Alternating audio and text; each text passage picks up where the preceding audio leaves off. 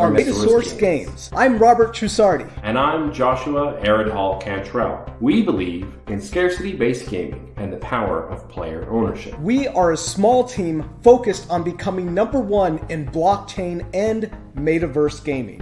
So get ready and take a ride with us through the Metasource.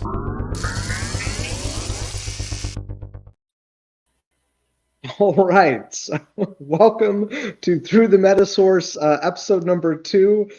Josh and I guess we're so newbies in the software we're using that we did this whole thing for like 2.5 minutes, and I realized actually we're not live. I just went and it still says that people are waiting. And I was like, oh. He's like, oh, really? So thank you everyone for participating in our drop today. We sold out of the King's Vault packs. And so I'm going to say hello to a couple people in the chat right now. Showtime, Gonzalo Martinez, Savage Gaming, who covered us earlier today on his channel. Thank you for covering us, Savage. Dan T and Eric T and Tyler Bauer. Definitely some faces we remember from our Discord and our channel watching us. Rumbiro X, Ryan K, Frumi, Debbie Metal, one of our mods there, Debbie Metal. Thank you for helping us out in the Discord channel.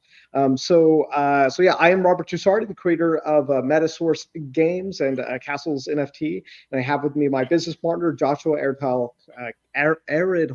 Cantrell, and together we run the company, and we co-create the gaming systems, and so we are here to answer all of your really juicy questions about castles. We want the juicy ones. You know, what do I sit there like, well, I don't know if I should ask this. We like juicy questions. We know we've had some issues with the site today, and it's probably due to congestion, everyone getting the packs, wanting to merge. We're always talking about how we can improve that experience for everybody. So if your questions about that, you can ask it, but I kind of want to deal with it right here and just be like, we are doing our best to scale up that experience. The more people rush, there's only so many resources on the blockchain, which is why, it's itself a scarce resource. So anyways, Josh, anything you want to say before we get started and they can ask their questions? Just real briefly, thank everybody for your support. Drop went really well. King's Vault sold out in about 5 minutes. Bankers packs are about halfway right now. And we're really glad that there's still some there for new players to come in over the course of the week. So thank you guys so much for everything. Debbie with the great first question coming in. And feel free to ask all the hard stuff. We'll answer as best as we can. And we are working on the website. I know it's working for some people and not working for others, but we are working on that. And as congestion gets back to normal, that should solve most of the problems anyways. Yeah, and I also want to say, we're going to be running Nifty Blocks ads through the rest of through Friday, the end of Friday. So that's going to be up there. People are going to be able to see the trailer, see the packs, and if they and so we're pretty confident we're going to sell out of the packs by Friday. We're working hard to make that happen, to get as many players as you guys can into the ecosystem. And so looking at W Metal's first question, obvious question is, why is Robert so handsome? That was the first question I threw out there that I thought everybody should ask. So thank you for asking. The answer is obvious, isn't it? The answer is obvious. I bask in the glow of all the amazing supporters that we have, and all the gamers. So Plater in Games, he says, Mr. Cantrell, love the golden beard. You are so handsome. I can't grow a beard like that, so I will never be Josh Handsome. You can be assured of that. So Crypto Nerd says, I've only talked to you in chat, but you are awesome. Thank you, Crypto Nerd. I appreciate you saying that. You too, Robert. Oh, he meant you, Josh. All right. I was like, thank you. Robert is so handsome. It's like, oh, you meant Josh. All right. There's more enough love to go around. And Sven Christensen, Wheezy Wax, really glad it didn't sell out. Ols, yeah, I was really happy with how the drop went for, because we didn't sell out instantly. And our biggest worry, right, is that flippers try to get the packs rather than players, because we want players to have the packs, and so you guys can get those rare King's Vault packs, and then not have that go to flippers who don't want to play and just want to resell at a higher price. And Lucian Anton says, can the reward generated by the wonder be roughly, of course, estimated in, say, in source? Can the reward be generated, be rough? Do you want to answer that? I mean, I could, but I think probably you're a better math. Yeah. It's very, very difficult to say how you would estimate that in M-Source. Some of the wonders will ultimately pay out in M-Source, depending on how things go. Probably the Explorers Guild will, but the Royal Courthouse is going to pay out in wax, and it's going to pay out directly in wax, and it's not going to be based on dollar amount. It'll be based on the wax that actually comes in. So if wax goes from low, and then over the course of the month it skyrockets, well, then everyone will get more because of that. But of course the opposite is possible. But estimating the values of the rewards generated, right now it's just too early to be sure. We can do really, really rough estimations, but they may be off by as much as like plus or minus 70%, maybe. Pretty huge margin of error. But as we get closer, especially after lumberjacks have started and people have started crafting them and all of that is going, we'll have a much better idea of how the economy will work and how much will be possible. But really, until we see how many lumberjacks end up being crafted, how hard you guys work to make sure, do you try and absolutely maximize, or do people kind of hold back and save some Metasource because they want to focus on castles? That's going to be entirely up to you guys. And so until we see how you behave, it's going to be really hard to estimate what the returns are going to be. And you will always know if we sell, let's say, 500,000 wax tokens worth of the royal seals. Well, then that 250,000 of that is going to the bounty holders. To translate into the in-source, that's I'm not sure that is actually helpful, but you can always say, hey, so you guys sold 500,000 wax of royal seals. So this month, 250,000 of that is going to go to the bounty holders. And we're kind of looking at a way to kind of make this easy for you guys to track.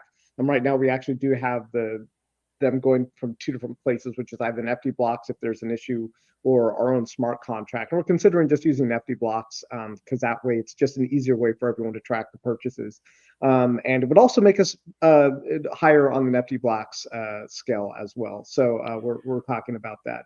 So one thing I will add to that real briefly, what we will probably do once that wonder is live, we will probably create a special anchor account to secure those funds, and all the funds from those royal seals will go directly into that account. And then we will share what that account's name is. So you can look it up on blocks and see exactly how much wax that account has. And at the end of each month, we'll take a snapshot of all the Wonder Bounty holders. We'll snapshot exactly how much wax is in that account. And then we will withdraw all of it so that it will reset for the next month. And then exactly half of it, we will then airdrop to all those holders. That's how that's going to work. It should be super, super transparent. You should be able to see throughout the month, I want to kind of guess how much I'm going to get when we get to the rollover point. You guys should be able to watch the fund grow in real time. And I just want to throw a random thing out there, which is you can craft and own multiple Wonder Bounties and have those count as an individual share. So just let people know that, yeah, you can have multiples. So moving on to another question. Crypto Marco says, just want to say thanks for helping me navigate this great project. It was rough to get go. But got the hang of it now. Awesome. Thank you, Crypto. Happy to hear that we were able to help you on that. Devin Metal says, question, start date for Lumberjacks yet? He'll relay answers to the Discord as needed. Okay, cool. Appreciate that, Debbie. So the start date is tentatively, I think we put some speculative dates. What was it? The 17th I think of the 17th. this month. Speculatively, the thing about the getting the crafting stuff up is that we want to make sure that we're actually kind of ahead of ourselves in terms of like getting you guys these releases. So when we start the crafting system, you can have the confidence that we've started to do work so that there's going to be consistent updates to the gaming system. And we want it to be a smooth experience. You can see if you go to the website right now, like after this big rush, there's kind of a, some people are experiencing some website issues. So kind of what we want to do is we want to make sure that we get ahead of the game and everything in the gaming systems, in the crafting releases, the crafting schedule, from everything from the artwork that we're doing to the your website experience. We also want to do another revamp of the website, and I think we can make the website prettier. We can make it feel more like a game, that you might see on the mobile apps like Candy Crush or something like that, and have it really pop. So this is all stuff that we're going to set up.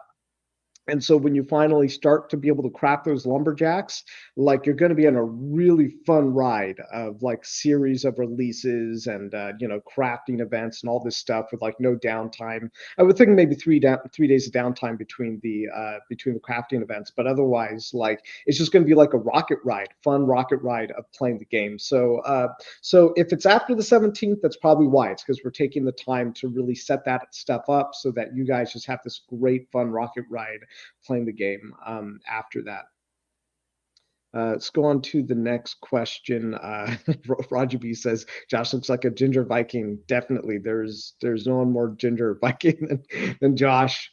Eric T says, limited time crafting events, one crafter at a time, or can do the new one and previous ones at the same time. For now, yeah, we're thinking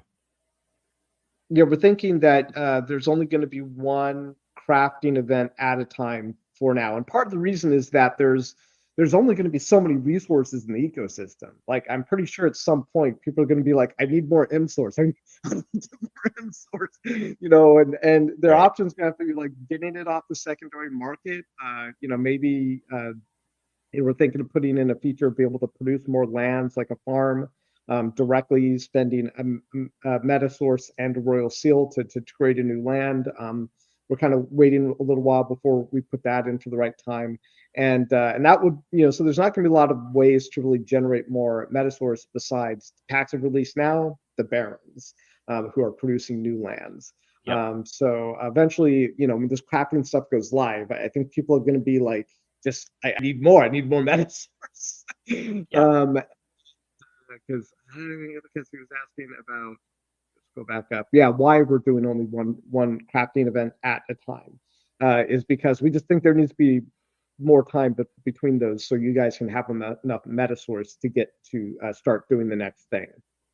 And eventually, you have to remember that when we do the lumberjack.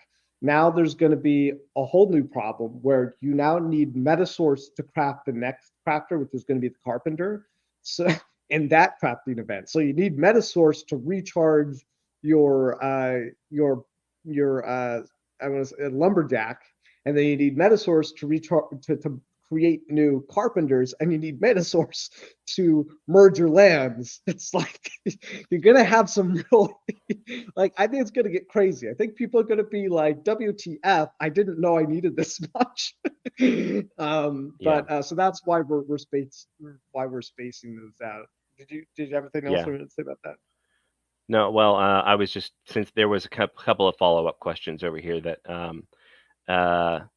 so with the Wonders thing, that the Anchor wallet that I was talking about a moment ago, Showtime followed up with maybe we could have a chart or dashboard on the website that might show that, so people don't have to use blocks. Very possible and probably fairly easy for us to do. When we get that live, it probably, I don't know for sure if it'll be live immediately, something like that, a tracker. But it is something that we will almost certainly add shortly afterwards, because it'll be easy, because polling the blockchain to see, we already do it with your wallets, showing you how much Metasource you have in your wallet. It'll basically be the same thing.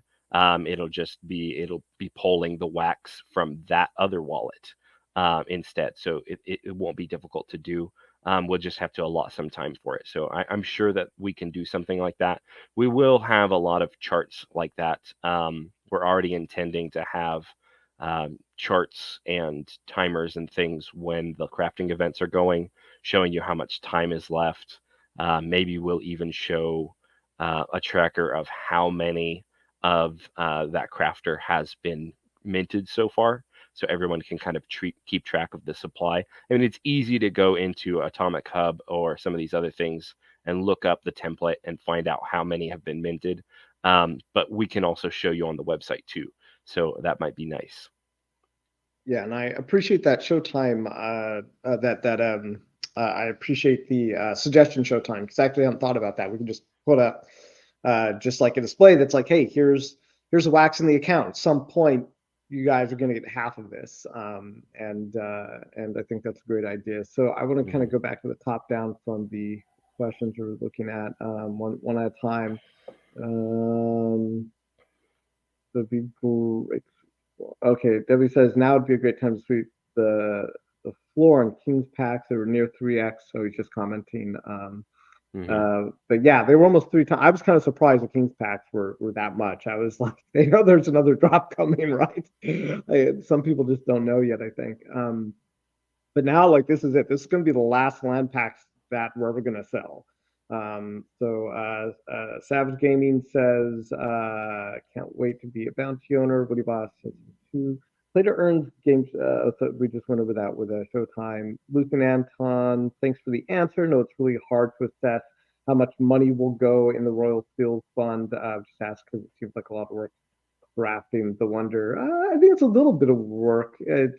I think it's more work of like having to get the assets together than I think it is kind of like sweat equity. I think we're trying to make it so that you don't have to work hard to have fun in the game. That's why you have the daily claims and stuff like that, is because, we want you guys to be having fun while you do this stuff and get that, like, I crafted the thing, that adrenaline rush of like, you got the rare thing that's, eventually going to run out. And we don't want there to be a lot of friction between, getting it. We want you to be able to have that enjoyment of crafting those things quickly. Let's see. He said that. He said a quick link doesn't really seem to be worth it. I'm pretty sure that he's wrong, though. Yeah. Well, I mean, I run it through my head, and it seems like a really great, fun experience. Let's try to go through like something else, like just Our Planet is the first thing that comes to my mind. They had a very similar system where you could earn your the token they have, A Ether, and that was pretty simple for the most part. And then you could invent things, and then eventually I was like, cool, so they're going to make this token work, be used for something and that's going to be like they kept saying it's going to be the lifeblood of the ecosystem, and I believe them. And then eventually they were like, oh, well, now you can take this one token, A Ether, you've been generating, and then you can turn it into 4 other tokens. And then those 4 other tokens craft the new things. And what I didn't like about it was that, sure, we're creating new NFTs, but number one, you can sell our NFTs on the secondary market if you want to. So an actual like NFT rather than just token. And the other thing is that it was like one token turning into 4. And it just didn't make any sense to me that the way that we're doing it. And so, I think the big modification on ours is that it's easier because the one Metasource starts to turn into crafting components, and I just think our system is way better. And you know what it is? I kept trying to figure out. Sorry for making this sound so long, but it's the fact that in order to get those other 4 tokens, you have to upgrade the lands. You have to upgrade them. So you have to be continually reinvesting. And I think their thought was that, well, we just need a token burn to be happening to increase your long-term earnings and efficiency. And we don't do it that way. Instead, like it's more like a factory. Like you put the stuff in and something else comes out. Where for the lands for a ether was like you put the money into, you put the stuff into the land, and then the land starts to generate more in the long term. My problem with that is that it goes into the whole Ponzi thing, where the people who already have the stuff get better at making the stuff. And we've talked about this with the crafter chains, where the crafter chains are designed so that it's not efficiency, it's about vertical integration. And vertical integration is about, hey, so I want to make horseshoes because I'm a blacksmith, but I need metal ore. So I can go to the people who sell me metal ore. But a problem there is that if the person who sells the metal ore raises their prices, well, you're like, whoa, like I'll just go get my own ore. So we've designed the system so that if you have a lumberjack, well, then you're vertically integrated for everything below it. And if you're below that, well, then you'll always want to vertically integrate up higher, because you won't have to pay anybody else's fees or more of what they're charging. So we just think it's just way smarter, instead of doing like a whole like efficiency chain thing where the people at the top are essentially more efficient and better. It's more about vertical integration. It's like, do you not have to worry about paying anybody else to do what you want? Anyway, so I know it's kind of like the long answer to that, but Northside Ragnarok says just act savage. He ran out of M-Source under the live stream. He did. Yeah, that's going to be a really frequent problem. There's going to be more things you'll want to craft and more things you're looking forward to as everything builds. Eventually going to be like, oh, I want to merge my lands. Oh, I need to recharge my lumberjacks. I need to recharge my carpenters. And then I need to participate in this, this event that's happening. So Eric, he says it was funny, saw it coming. It's kind of a while ago since I'm not sure what he was replying to, but no autopilot, says Robert and Josh, want to say what's up, loving the progress. So Debbie Metal's question: how do you guys feel about the progress and growth in the last few weeks? You want to take that one, Josh? Sure. We've been floored by the growth. We're really excited about it. Obviously, that's what we want. The question was it wasn't really a question. It was more a statement earlier, and we addressed it a tiny bit, but I'll go back to it. Somebody made the comment, are we serious when we say we're glad that it didn't sell out all the packs? And the answer is yes, we are, because we are way more interested in getting new players into the game than we are in maximizing our profits. That's not, our development costs are covered for a while. You guys have done amazing things in buying the packs, and so we are going to now do our part in making the game great. That's going to happen for sure. And whether or not the packs sell today or in a week isn't going to influence that. We're going to do it anyways, no matter what. We're doing it. But the reason that we're happy about the packs is because what ultimately happens is if your drop gets besieged by huge amounts of flippers, it sells out all the packs, even the ones that we intended to be cheap. So the minstrel packs are just $10 a piece. We'll use that as the example. They're very cheap, and we wanted them to be for people who want to get into the game, but they don't necessarily have a lot of money to do it right now, so they just want a nice little starting point. And so we want them to be able to get those minstrel packs at $10. We really do. We want them to pay that much for them. And if flippers come in and buy every single minstrel pack, and then the lowest relisted price for them is $30, well, it makes it harder for new players to get into the game. And so right now, the fact that there are still some entry-level packs available, we're very happy about that.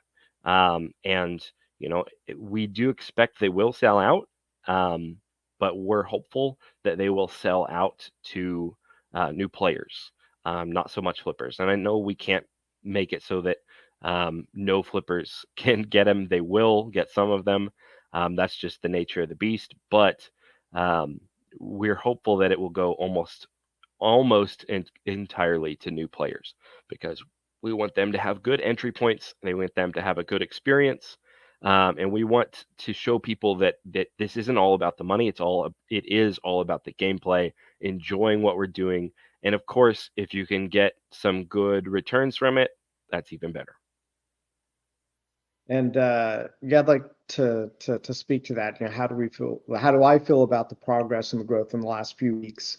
Is that we've been focused on building this company for a while. We built I founded the company about a year and a half ago. Josh came on board as a partner maybe a year ago-ish, almost, I think exactly a year. Yeah, and so we've had different things. Like, we were supposed to be something different, actually, and what I'm feeling now is just like a lot of gratitude about the journey, about where we started. Okay, we're going to do this whole job token thing, and put that into video games, where it's like, well, we shifted into the card stuff and the NFTs and wax. And in the meantime, we were watching all the other games. We were watching, Gala Games. We were watching Farmers World. We were watching Our Planet, and we really love this, the idea of player ownership and scarcity based gaming, and gaming economies, and owning your collectibles, and those collectibles being able to produce other collectibles. Like, your barons are producing lands that produce tokens, and those tokens are used for crafting other scarcity based items. Like, how cool is that? Like, that blows my mind that this stuff is possible. And the feeling of like watching all these other games either succeed or fail, very few real successes, many failures. And I feel like we really have benefited from watching the successes and the failures, because when a lot of people are coming in these days and like, oh, like, we understand the ecosystem, we get what you guys are doing, this is a great project. And we do occasionally get people who come in to like, well, I'm not sure about this part. But usually when we kind of discuss like the different scenarios that they see, the game theory, what are the different strategies people will use for the game, I think usually people start to come around. They're like, oh yeah, I could see now where, like, I could have my own strategy and somebody else might have a strategy, and it's not what a lot of the games do, which is like the Ponzi, the Ponzi strategy. And I think that's terrible. And it works for like a clicker game on your iPhone or your Android, where it's like, I'm just going to click this and increase my efficiency forever. The thing is that you're an ecosystem of other gamers. And a lot of people pay, like, cash in order to buy wax, in order to buy things. So in the end, like, that doesn't work, which is why we use more of a vertical integration chain rather than an efficiency chain, because the efficiency chain, I think, just eventually collapses. We see it in Our Planet, in Farmers World, and I'm sure we'll have a bear market too at some point with our assets, because they just tend to happen. But as long as people are playing and having fun, and they're always wanting to get the next vertical integration chain, and the next NFT and the next gaming system, I feel really good. And I wake up like, what do I have to do next? You might even see me, like, I'm in the Discord sometimes at like 3 a.m. my time, because I'm just like, I just have to make sure that everyone's having fun, things are working, and that we're growing. Because if I were you guys, like, that's what I would want. I put myself in your shoes, and I'm like, if I were one of my players in the game, what would I ask of me? And so that's really how I go about and how I feel about it. Good question. I actually really like that question. Let's see. So Alexander Ignacio says, so we have lumberjack and then a carpenter coming after. Any plans or uses for a metalworker or blacksmith in the future? Ooh, this is this is a really juicy question, because Josh and I are still working on the details here, and we're probably going to have another meeting on the uses after the work, after the wonders. Sorry, after like, if we have like a metal worker, blacksmith, which is honestly in the structure that we have right now, and the plan is to have actually like what is it, Josh? It's a blacksmith and it's something else, right? Yeah, a miner, and then the blacksmith. Right. And then there's still more quarrymen, and we've got a lot of crafters planned. The exact order of them we're still working out. And some of the things that they'll be able to do for you, as Robert was hinting at a little bit, are related to entirely unreleased systems that we have not told anyone about yet. And I've alluded to it a couple of different times in Discord that we are working on things, but we just aren't quite ready to tell you about them yet. You'll be happy, I'm sure, because ultimately everything that we add to the game is going to add more things that you can do with your assets, more uses for your crafted ingredients, and more uses for your Metasource, more uses for your royal seals. A lot of people have been kind of saying, oh, it doesn't seem like the amount of royal seals that we're going to need to buy is going to make sense. And so the royal courthouse isn't going to be worth it. You'll be surprised how many uses you're going to see for those royal seals. The economy is really going to rely on Metasource and royal seals very heavily. So trust me, they'll be very, very useful. And we will share this stuff as we go along, but we don't want to get too far ahead of where we're at. Right now, the limited time crafting events with the crafters and the wonders, that's what's coming next, and so that's why we're focusing on it. But there will be more. Yeah, I have to stop myself from talking too much about some of the things we're talking about. Partly because I don't want anybody to steal the idea. I think we have a really cool idea for how to give uses to the crafters later, and I don't want to like spill the beans before we've had a chance to really get ahead of the game there. But yeah, specifically, I just wanted to talk to because my concern sometimes is like we don't want to like make an overabundance of crafters because that would just make things too complicated. So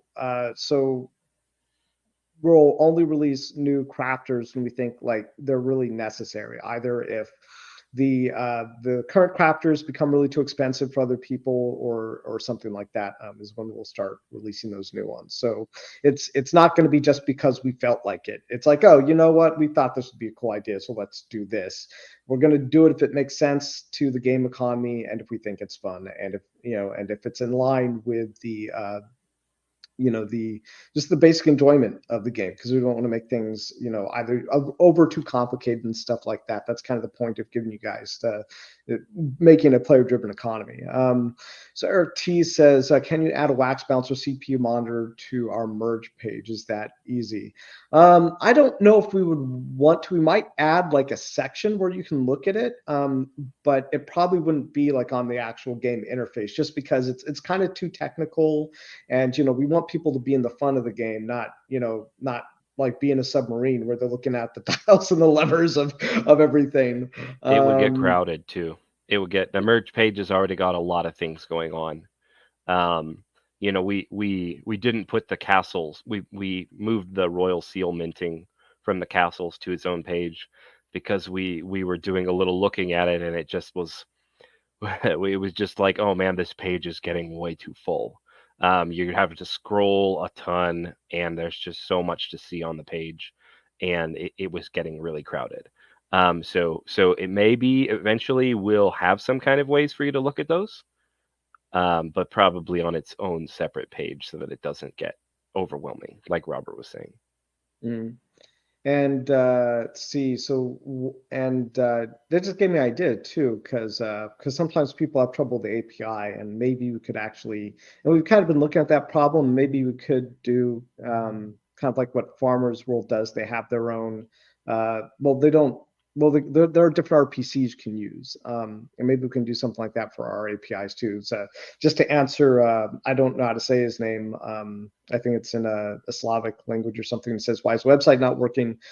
We did talk about that earlier. It's just because there's a large rush, and sometimes the API goes down on Wax. Everybody's competing to use Wax blockchain, so it doesn't work 100% of the time.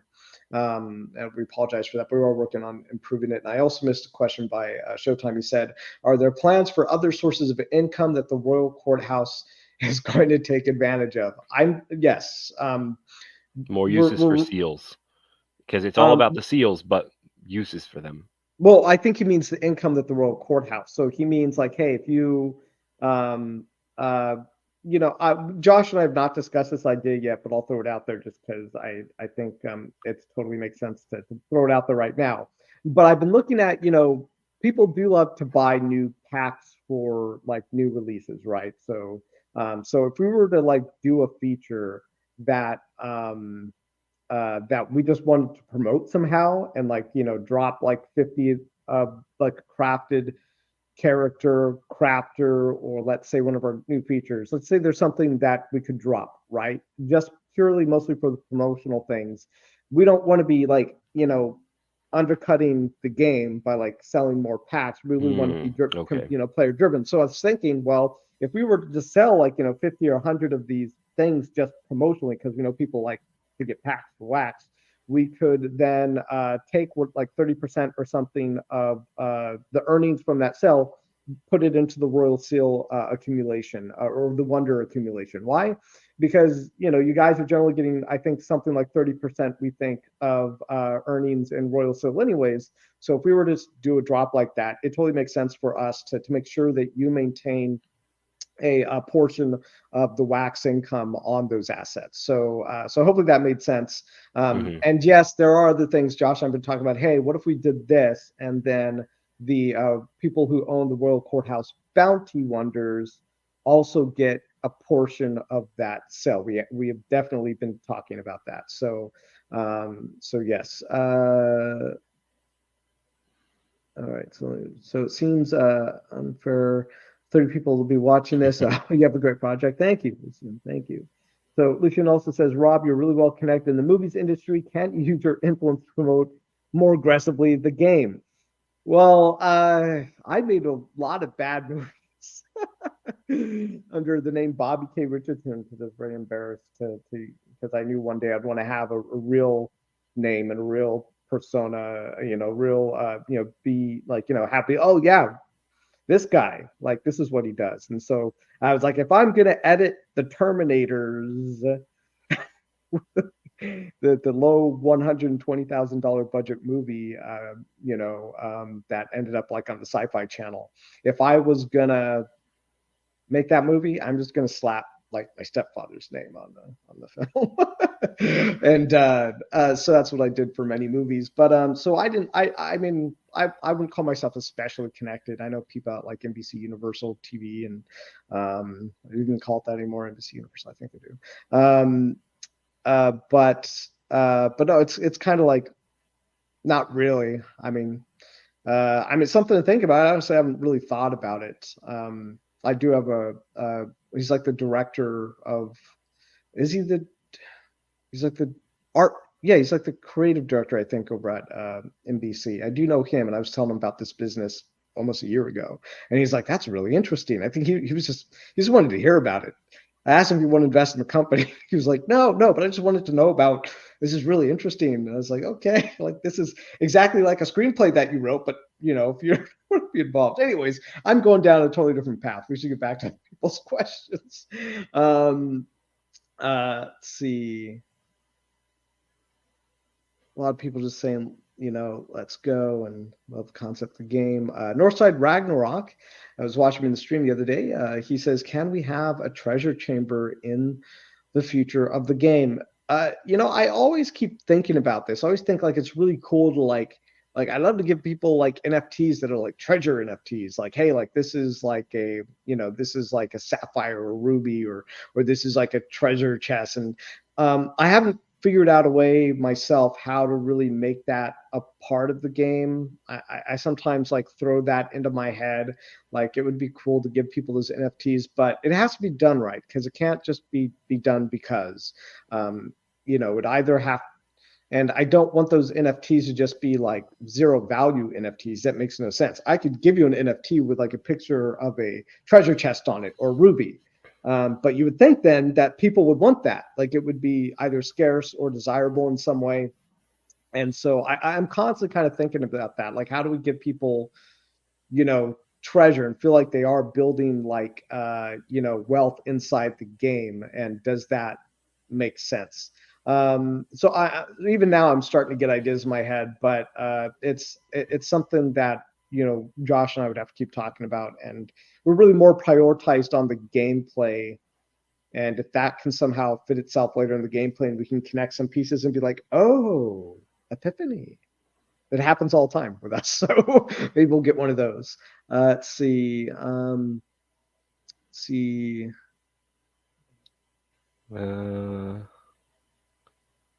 I think Krisnitz's question is really the next one. Yeah, can you guys discuss future plans beyond limited time crafting, such as dungeons, board game ideas you've talked about? I'll start this one out because again, this is the space where like I think we've come up with a really cool idea and we're still hashing out the details on it. But I think it's such a cool idea that we kind of don't want to tip our hand yet because we do have a lot of competitors in this space doing other things. Um, and uh, and so we're kind of not ready to reveal, but I will say that most likely the thing after the wonders and the crafting events, and the crafting events are probably always going to go on in some capacity. Um, and so there are those limited, 2-week windows where you can do things by or limited by supply or by time, and the one after that is probably going to be related to dungeons and like looting and defeating things. That it's going to be highly related to that. And then there's a plan after that too, which we're really this is really too early to talk about, but I think you guys will like. We're trying to think very far ahead for this stuff. Do you want to say anything else, Josh, besides like not trying to say too much? It's almost impossible to say anything about that without saying too much. So Yeah. yeah, I mean we have plans. And the thing about the future plans that the only thing I won't specifically talk about the plans themselves, but what I will tell you is about they will integrate with our existing systems. And I think that Robert talked about this a little bit earlier, where so our planet had their Aether, right? Or Aether. And they said that this is going to be the whole game's going to run through this. And then later they made the lands, and now okay, well, it's actually going to run through this. And then it basically just kind of became um, it, they're abandoning their old tokens to create new ones, so in order to sell new things. And we're not intending to ever abandon our tokens as we have them. As new things come out, I'm not going to say that we won't ever have like a new token. We might need a new token that is more related to a different game. And that way, people wanting to play only that game or that facet of the game, they can. Because we don't want it to be such that, only people who have like 20 castles can afford to play in the dungeons, right? We don't want to lock people out of it like that. So it may be possible that there will be some things that that require a new token in the future, but we will not be abandoning Metasource. It will continue to be very, very heavily used. And so everybody who's getting in now and getting themselves a strong supply of it, it will always have use in our game systems. It will always have uses. And we're going to do our best to create new sinks as we need them. If supply starts getting too high, we will work on that. We will introduce new sinks. We don't want right now. Right now, what we're looking at in the short term is the crafters that are going to come out are going to use way more Metasource than is going to exist. So right now, it's the opposite problem. And I know it's hard to imagine that because right now we have plenty. But when those crafters come out, they're going to use a lot to recharge. We've talked about it that, and it's on the white paper, so you can go double check the numbers. But they're going to use a lot, and it's going to take a while for the supply that the lands are creating to catch up. So we don't want to put so much strain on Metasource that it becomes super, super in demand and very difficult to use, but we're going to make sure that it is still used throughout. And just one last thought on this because you started to talk about other games in the future, And I just want to make clear whenever we talk about any kind of like future games that we want to make sure that anybody who supported us this far, just like is in our newest current game, which is Castles right now, is rewarded. And I'm just going to say the way that you'd be rewarded through that is through the Wonder bounties for the specifically the Royal Courthouse. So, and I think the more we start talking about another game after this, that would be happening, which we haven't started developing it honestly. Just we're spitballing ideas, but we're going to make sure that the people here that we don't just create a competing project. There's what Warspace ended up making like 3 other projects that use the exact same ecosystem, and everyone was like, "What?" Like you're going to compete with yourself with 3 other games. It was just like mind-blowingly bad. So we'll never do anything like that. We'll always make sure that anybody who has like the Wonder Bounty for the Royal, what is it called, Courthouse, is going to see benefits in the next project. Right. And other things too. Other things will allow you. Actually, I'm totally wrong about actually. The plan is actually again, it's too early to talk about, but even if you're at the bottom of the rung, we actually still want to have you, if you have the lower assets in some way, we still want to make sure that you benefit from that. So again, I can't like say too much about it, but we are thinking of you guys and put ourselves in your shoes. Right. I do just want to clear up when I said different games. I didn't mean like a brand new competing game. Like Robert said, we're not intending to do something like that. I mostly just meant like a different way to interact with our game that we have. Yeah, it's a Different good way to put it. systems. That's what I meant. Different systems. When it comes to like the dungeon system, there may be people that want to play with the dungeon stuff and they don't want to play with lands and things like that. And so we will have ways for that to work out. And that's what we mean. I don't mean creating a whole entirely different project. Definitely not. All right, we're getting some questions about the board game stuff. So let me go through these next 2 ones. Says you mentioned board games in your white paper. So are you going to get into? So are we going to get into resources with the crafters? Love to see this move into a Euro type board game. He says follow-up question: are board games a big influence on you all? Which ones? So for the first one. Originally we did think we were going to do like a board game type thing, but I think we've come up with a better idea. So if we do get a board game element, it's actually really kind of far in the future now because we've kind of moved up the timeline. The board game was kind of like an idea that we had while we were building this stuff, but I think we're probably going to push a board game back considerably if we do one.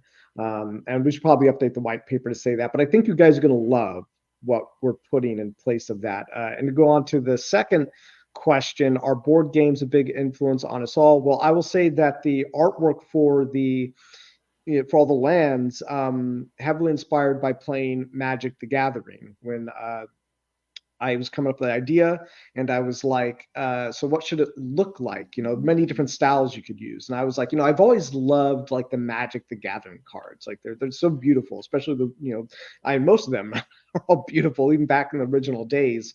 And we're like, make it look like this, make it look like a great Magic the Gathering card. And so that was the direction we took those lands. And I think we're kind of evolving the look in some ways. The Wonders look very Magic the Gathering card-ish. I think, yeah, they look very much like a Magic the Gathering card, old school, and to kind of new school, the Ravenica, I think kind of reminds me of the Ravenica stuff. And I think we're always going to play with the style a little bit. If you look at the Lumberjack, he's on the white paper now. You can see him there. We were kind of thinking about making more like kind of heroish, kind of like making a little more like World of Warcraft style, but also still consistent with the other style. Just kind of give it like a fresh feel, so that we're not getting stuck in a style that is too samey. You know what I mean? So I think going forward, you're going to see that. But yeah, definitely the Genesis idea was, or the Genesis influence was that. Now, let me see how many more questions we have, because I just want to figure out. Whoops. Oh, how'd you do that? What did I do? It's on the screen now. Oh, I didn't know I could do that.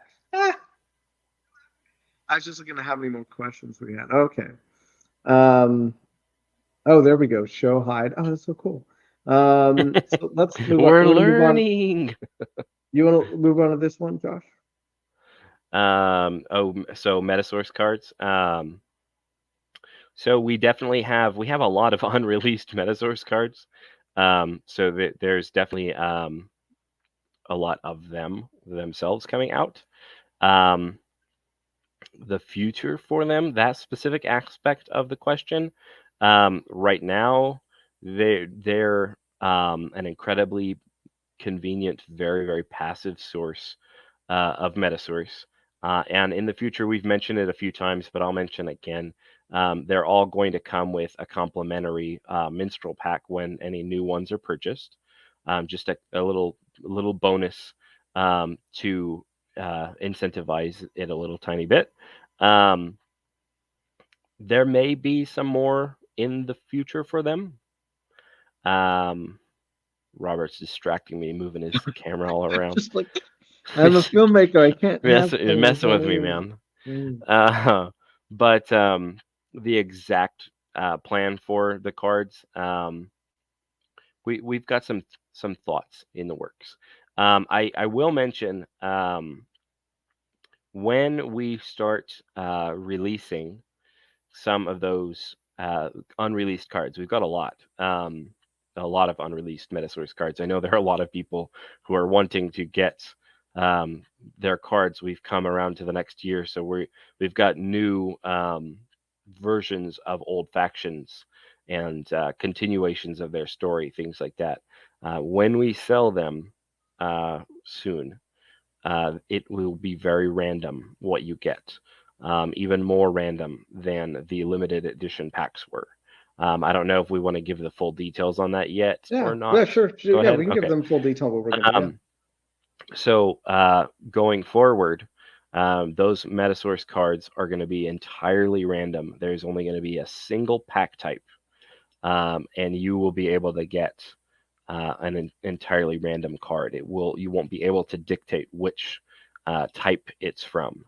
And ultimately, with the Metasource cards, we're still intending for it to mostly be a trading game.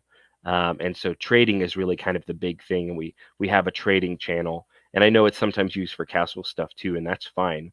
But it's definitely been something that our players have enjoyed. Getting some random cards and trying to figure out how to swap cards, because no individual Metasource card is inherently more valuable than another. They all earn that same base rate. So the best thing is to be swapping them around in order to maximize your bonuses. And so that's really what we're focusing on with the future release. And so the price is going to be lower now. We've talked about that. I believe it's 150 is the price going forward. But it's going to be entirely random what you will get from the pack. So trading will be even more important to try and swap around. You might say, well, I'm entirely focused on the space opera type of cards. I'm going to buy a couple of these. And what if you end up with 2 fantasies and a cyberpunk? You're like, well, I'll swap these really freely with anybody who's got some space operas, and then I'll try and figure out from there how to get the exact factions I want. And so that there may be a lot of trading going on. And we know that when it comes to swapping cards, we don't get any market fees or anything like that. But that's okay. We're making the Metasource cards for you guys to enjoy. And so if it's almost entirely an asset that ends up just being traded directly, that's okay. That's more of a something for you guys. Yeah, I'm pretty happy with how the Metasource cards work right now. And the reason we did make that change was because we were like, well, people really do enjoy the trading. And if we just make it so they can only buy one type specifically, one type just tends to sell out. Fantasy sells out first, like before all the other ones. We were like, well, is that really what we want? I mean, it allows people to make a precision purchase. But if they like trading so much, just let them trade. Make the game about trading, as well as accumulating Metasource, the more similar cards that you have and types that you have. And I'm actually pretty happy with how the Metasource cards things worked out. Because sometimes I was like, we have both these things, Castles, Metasource cards earning. I think it seems like it's going to work, but I'm actually very happy with how this worked out so far. Yeah. The other thing about selling the packs in types rather than in one pack that is random, what we see a lot of is people will obviously only buy the pack that is related to what they already have a bunch of. And so when it comes to the trading game, the time for trading, you end up having, you can only really trade with about a quarter of the players, because only other people who bought the same type as you are ever even going to bother trading with you. Say your entire collection is fantasy, my entire collection is space opera. We're never going to trade with each other because I don't want your fantasy cards and you don't want my space opera cards. And that's just the way it goes. And so that's kind of what we don't want to happen now. In the future, you're going to get cards that aren't a part of the type that you want. And so now you're going to be more free to trade with other people entirely that you didn't have any opportunity to trade with, because now you're going to get some cards that you're like, I don't have very much of this set, so I'm really willing to trade it away. And it'll make it a little more dynamic. It'll make there will be more trading partners for everybody.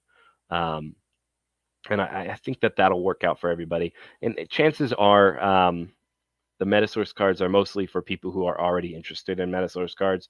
They may not be for everybody, but we're happy with the state they're in right now. All right, so D Warcry Ripen is asking, where can we trade Metasource? You can trade it on wax.alcor.exchange. You can either use the swap function or use the market function. The swap function is easier, but sometimes you have to pay a high price impact, so just keep an eye on that. And the market system, if you don't know how to use that, probably just look it up on the internet, how to use open market systems, and you'll learn how. Let's see.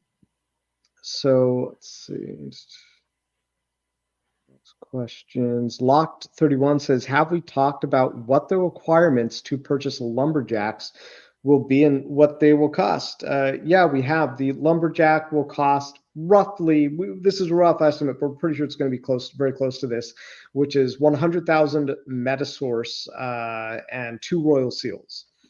That's just to craft it.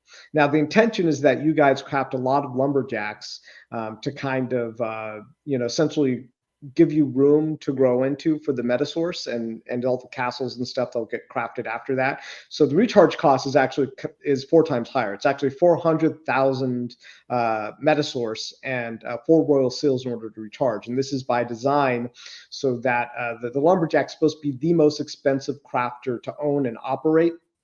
And so then we can vertically integrate it downwards so that the NFTs that they produce are going to be what supplies the lower tier crafter. So it'll be some Metasource and 1 royal seal to recharge that crafter. And so we think this is going to work out really well, actually. And we think for the most part, the lumberjacks are going to be very affordable to craft. They will be more expensive to recharge, however, so something to be aware of. But I'm going to be crafting as many of those lumberjacks as I can. That's what I know. Go ahead and remove the question off of the screen too, if you get a chance. Oh, you're right. Yeah. And the other thing about the crafting and the requirements, we've mentioned it maybe once or twice. And I think it's on the white paper now too, but I know a lot of people haven't seen it yet. But during each of these limited crafting events, we're also going to be giving out at the exact same time. We're going to be giving out prize raffle tickets. Okay, so for every lumberjack you make, you will be getting a NFT raffle ticket. And then at the end of that event, we'll find out how many were minted when we shut the doors and there's no more minted. We're going to figure out all the mints. We're going to get a random number generator, and maybe we'll even stream it so that it's super, super transparent. And then we will pick some winners. And there will be a number of prizes. straight up big chunks of Metasource, maybe some packs, maybe even possibility that we'll give away a Baron or more than one. We'll see. We will announce when the Lumberjack starts. We will absolutely announce exactly what prizes are up for grabs for those. And those will be raffled off to those ticket holders. The tickets will not be tradable. The main reason for that is once the raffle is done, the tickets won't have any other use. Okay, so we don't want people to be. We were kind of okay with the idea of you selling your tickets before the raffle was done. But then afterwards, people would be trying to sell the tickets that were totally dead, and then new tickets would come out with the next crafter, and we didn't want it to be confused. So, so the tickets won't be tradable when you mint them. When you mint the lumberjacks are tradable, of course, but the ticket will not be. And so you will get that, and afterwards, if you want to hold it for fun or if you want to just burn it, that'll be up to you. But there will definitely be some good prizes, and they're going to be good prizes. Like, see, I don't want to give you away too much, but they're going to be lucrative. And so not only are you going to get a lumberjack, but you're also going to get chances to win other things. So there's going to be a lot of good reasons to do these limited events. And we still have Baron Mint #1 in our game wallet. So don't tell them that. Don't tell them that. Shh. All right, just saying. No, just he's saying. right. He's right. We're That at holding some on to point, that for a reason. we held on to that for a reason. He's entirely right. I was teasing. It's very possible that at some point that thing's going to be up for grabs. Baron #1. So maybe we'll save that for the main raffle prize for like the Royal Courthouse or something. Big deal. But you never know. We'll We'll have to see. discuss. I like giving it away for the lumberjack because that's going to be Maybe a we first will. event. So that's pretty big. It is. It is our incentive. first. It is our first one, so it is a big deal. I can't argue with that. That's true. Maybe so. All right. So here's a really juicy question. Security by whoa. Security is at the forefront of all old and new projects. Attacks are frequent, and even with the best known blockchains, how does your project prevent this from happening? So I'm going to answer this first. #1, we can't talk too much about specifics of our preventive measures because then that like tips our hands to anybody who might be interested in countering those plans. But I will speak to say, like one of the worst case scenarios is like, say, the Wax blockchain goes down, or for something happens to the Wax cloud wallets or something like that. So, so thinking of that, I've thought about these things. In the future, what we might do is we allow you to like sign into the website, and you'll be able to like attach your email to your wallet. So and then we're already getting snapshots of essentially the game. So in a worst case scenario, Wax goes down somehow, we would still have your email addresses, and we would have that linked to your wallet, and then we could say, hey, so Wax is kaput, but we still have you, like we still got you, and we're just going to build this either somewhere else, and something that just somewhere else. I'm not sure how else to put that. It could be another blockchain, or just wouldn't say it's a closed system because it's kind of goes against blockchain, but definitely think about that, and I think that's pretty much most of what we can say on that particular topic. All right. So let's see. Duke Douglas says so much benefit to merging up as far as Metasource per hour, maybe with rare duplicates in crafting. Any thoughts on this? So much benefit to merging up as far as did I? Oh, there we go. There you go. I can answer that one if you want. All right. Yeah. Yeah. So the Metasource per hour, if you are entirely unlucky, if you're the most unlucky person in the world, going all the way from your 243 farms all the way up to your castle, you're absolutely correct. There would be no increase in your Metasource per hour. But you would have to be insanely unlucky for that to be the case. You can definitely ask the players that have been around for a long time. The Metasource per hour gains from merging up and getting those bonuses, it's pretty significant. Especially at the farm tier, it's very often that you get bonuses. 40% of the time, approximately 39.6 if you want to be really precise. But it's very, very common that you get bonuses. But here's the thing. This is something that a lot of people miss. And I've pointed it out a few times. Every time the tier increases, so farms to ranches, you got about a 40% chance at a bonus. But when you get to ranches up towards villages, the chance is cut in half. You've only got about a 20% chance. And then going up, it cuts in half each time. However, every time those bonuses that you actually get when you hit it is tripled, okay? Because the ranch bonus is more ranches. Those are worth 3 times as much as farms are in Metasource per hour. Same thing when you go to villages to towns. Villages are 3 times more valuable than the previous tier ranches, even though the chance is only cut in half. So technically, yes, it's rare that you hit those bigger bonuses, but from a statistical analysis point of view, over time, the higher up you can go, the bigger benefit you will get. And then obviously, besides just the bonus merges, the castles themselves do also create that royal seal. And I know you could buy your royal seals instead of worrying about castles. And if that's what you want to do, that's no problem with us. You can buy them on secondary if they're cheap, or you can buy them from Nefty. Totally fine. If you don't feel like the cost of getting a castle is worth it to you, that's a choice that you can make. It doesn't bother us at all. We're happy to give you the choice for you to make it. But I think the majority of our players have been very happy with the way that the castles are working out. And I know it's only a 1% chance, but when you do get a city back from a castle merge, it is a big deal. A city is 81 times a farm. And so it's a small chance, but it does happen. We've had players a couple different times that have got the city back. I don't know if anybody's ever got the double city back. We'll have to ask around and see if somebody ever got the double city. But those merging bonuses are quite lucrative.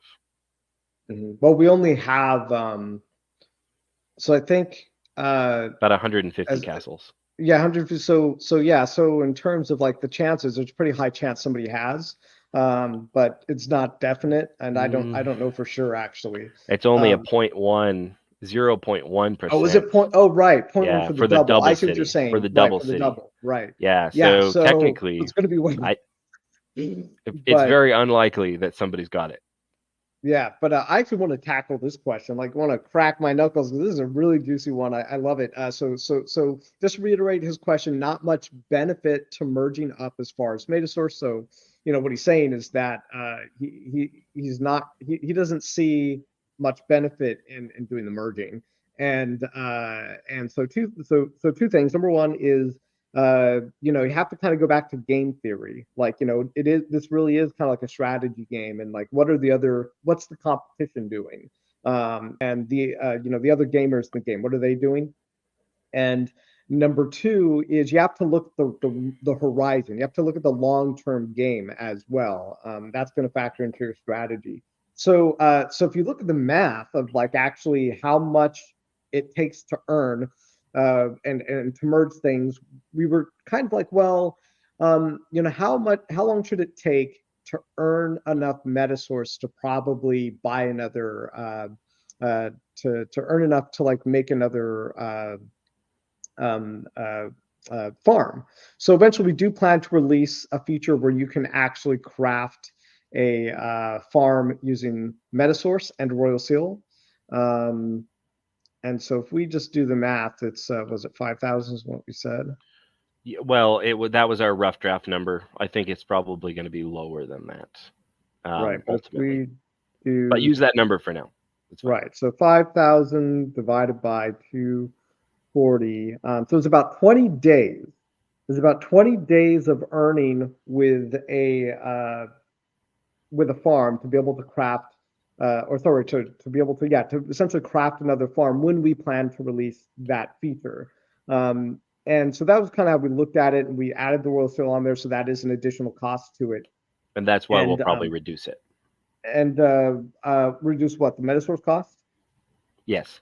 Yeah, possibly. Yeah, I mean, we have to look at it because even if you look at it that way, the way it's structured is you're probably still looking. If you're going to a secondary market to sell that asset, you're probably still looking at a like a 2-month ROI on that, which is pretty consistent with everything else. If you look at if you were to be selling your game assets and the tokens that are generated from it and stuff like that, your ROI is pretty much somewhere between like a 2 to 3 month range, right? Depending on what the asset is.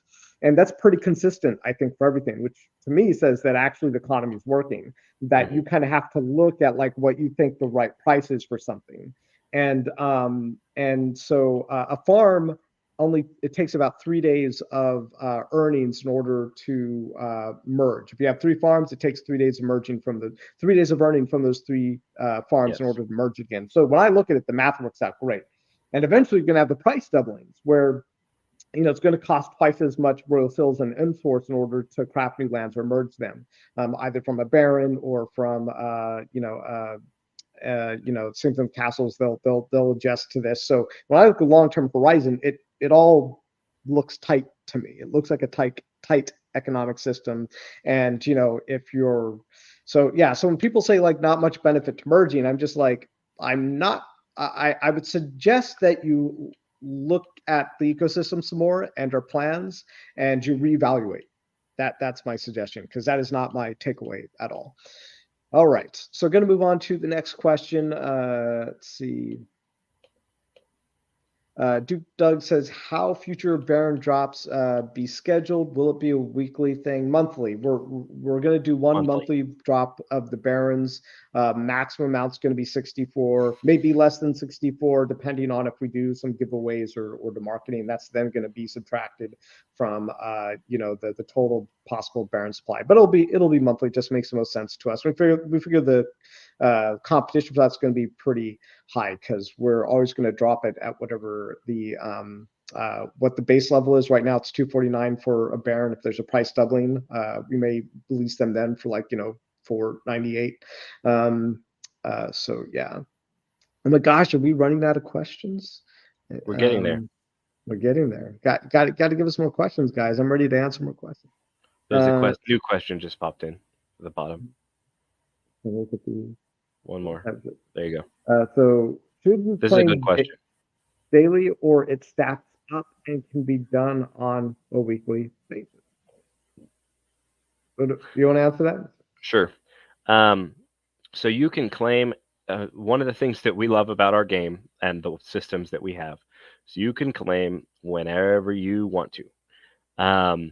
If you don't have a Baron, then sure, if you want to do it once a week, that's fine. It does stack up.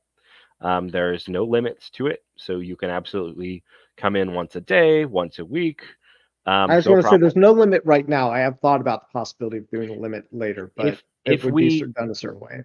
If the game needs one later, we might implement it. We'll see. That would mostly just be if numbers get super duper inflated. But right now, there's no limit. And so you can come once a week, and that's fine. If you own Barons, this question pops up, so I want to tag it on here. If you own a Baron, you do need to log in and claim daily. The land minting that a Baron does not stack up. Okay, so if you want to mint your lands with your Baron, you need to do it every day, and then the 24-hour timer starts as soon as you mint with the Baron. Now you don't lose charges. You don't, if you used a Royal Seal to recharge for a week and then your internet's out for a week and you're not able to actually do anything, you won't lose any of those charges. They're still there. They only subtract when you actually mint. But if you go away for a week and come back, you won't have 7 mints. You'll still just have 1.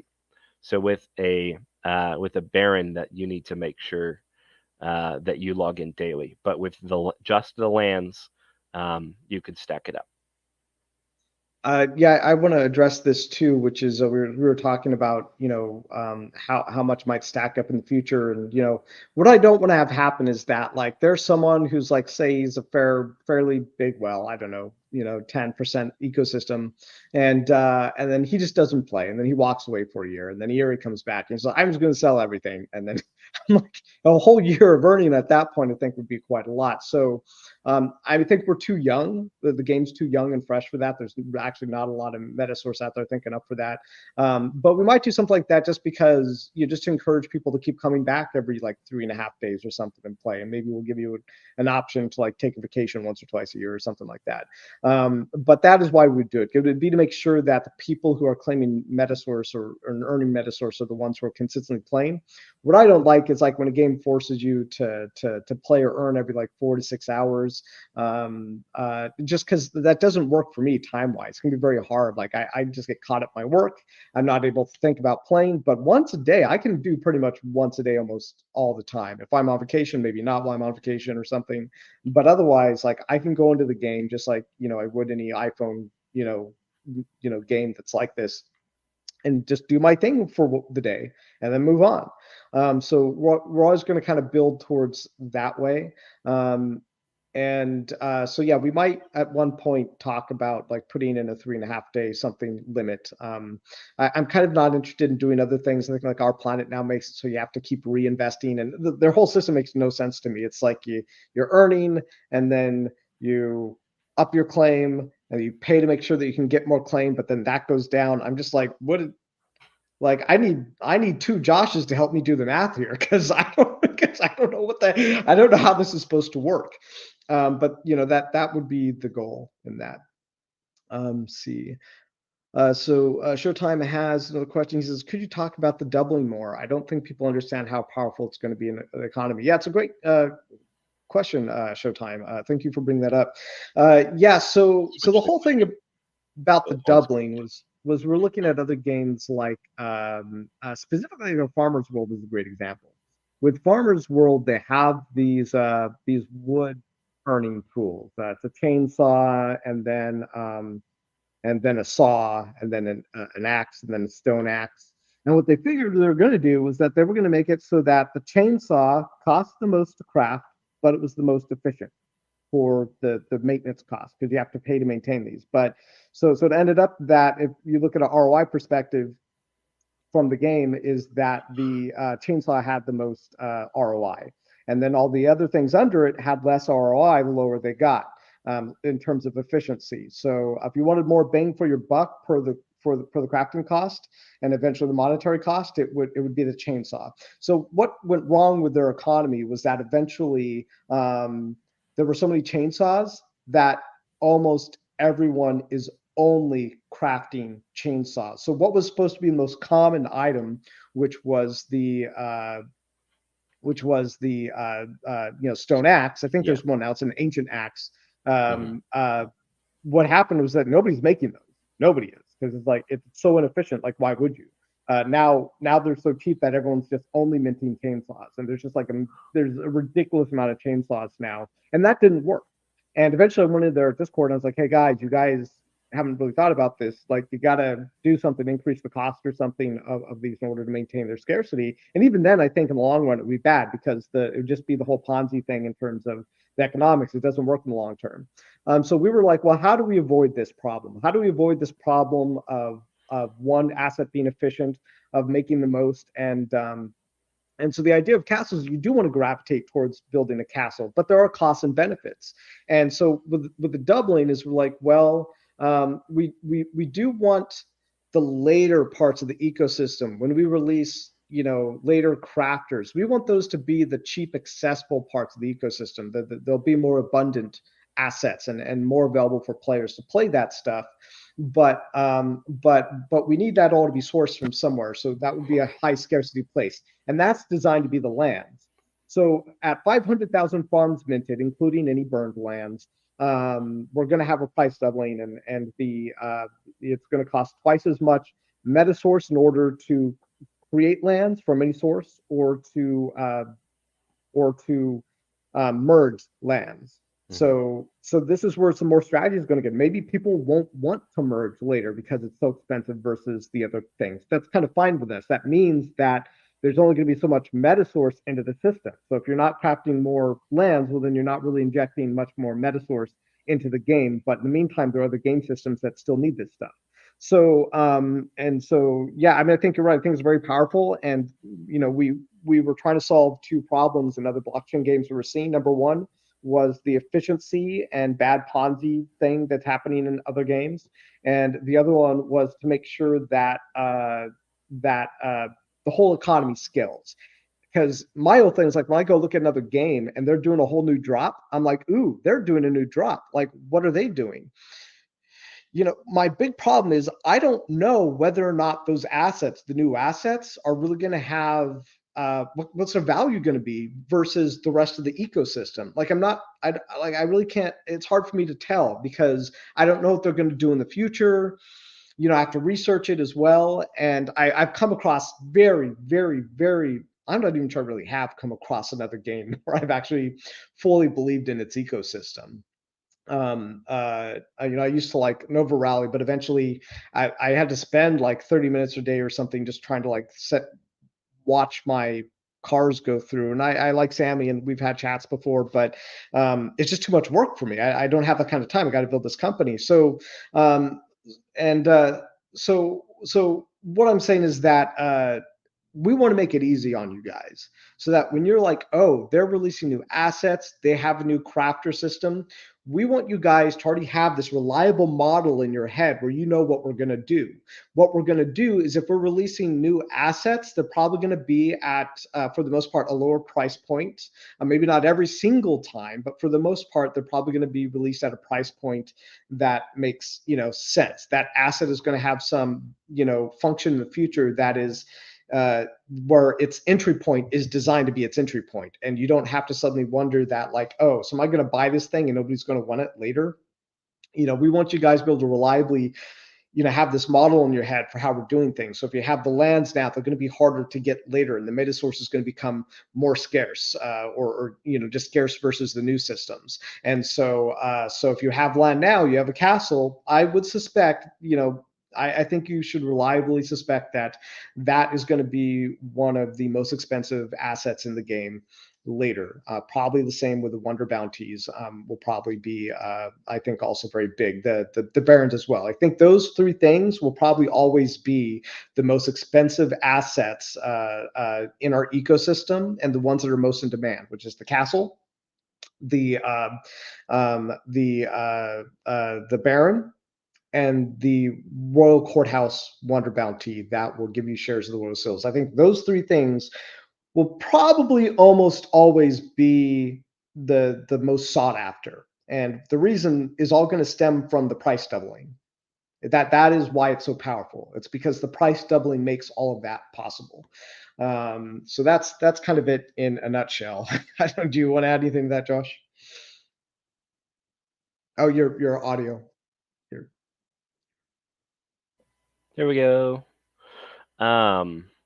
I mean, just the main thing to realize is when that doubling happens with merging, it might still be worth doing maybe during that first doubling, but it will happen again is the thing. So you need to be aware it will increase further too, and our white paper has the information on that, so I don't need to go too deep into that part. But it will become harder and harder to make castles ultimately.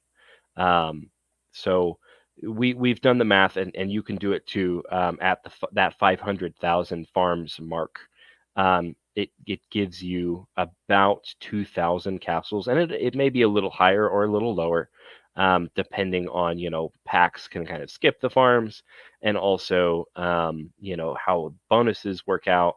But also, maybe some people haven't merged things up, so it may not be exactly there. But you can expect about 2,000 castles to exist around the time when the doubling happens.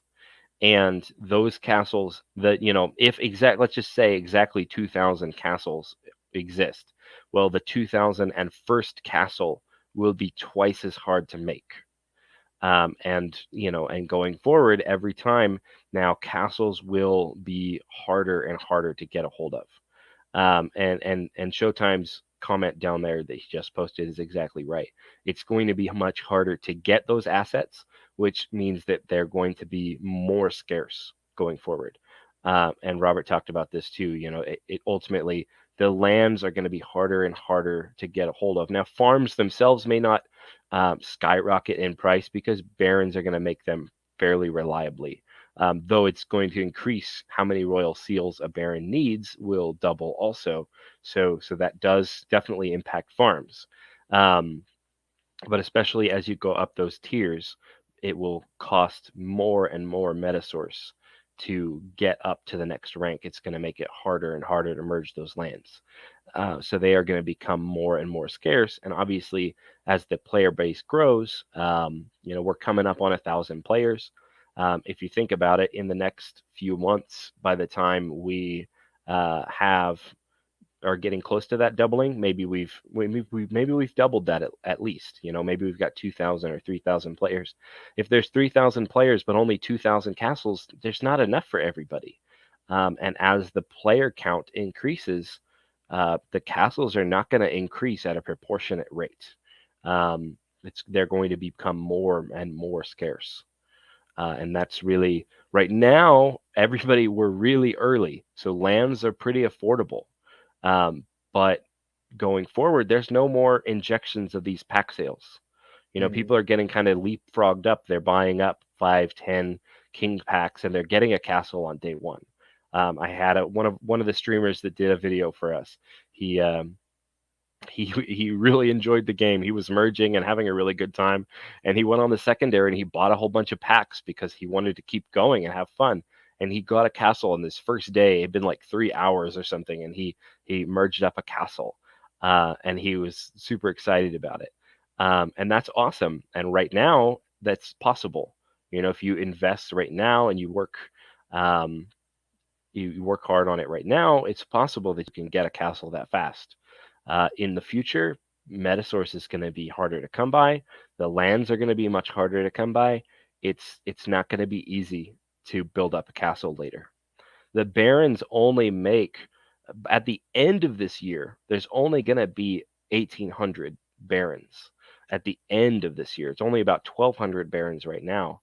That's not a ton of farms every day. It doesn't amount to a whole ton of extra castles every day. Definitely not as much as the player base is growing. And something that's kind of funny about the math that we were doing when I was doing this, I was like, okay, so if we have all these barons and all of them are minting, then they're probably going to create about 2,000 castles. And I think my estimation was almost 3 months or something. But I didn't take into account that this Metasource is eventually going to be used for all these other things. So when I look at it now, it's actually there are a couple of things happening. I think there's actually a deficit in the amount of castles that I was expecting right now, because it's like 150 right now. When I was doing my math, I thought we would be closer to more than double that, or close to double that, maybe 300 or 450 or something like that. So 450. If it was going to be 3 months, I'd have to do all the math to see exactly what we estimated. But I think a couple of things are happening. Number one, not everyone is merging some of the higher tier stuff, or they don't have the M source to merge them. And it's kind of easier to merge lower tier stuff, but they do get pretty expensive after a while.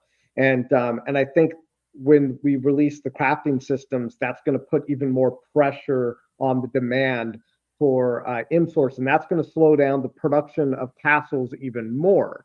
So it'll be interesting to see how this works out, because I think Castles are definitely one of the biggest M-Source producers. They produce basically 243 farms worth. And but once you get to the castle, I think a lot of people, when they first look at our economy, they're like, well, you get to the castle, well, then you don't need to merge anymore. But there's always going to be this need for M-Source. I mean, you guys have probably started to get that idea by now. We're trying to let you know ahead of time, so there's no surprises when later you really need that M-Source badly. So let's see.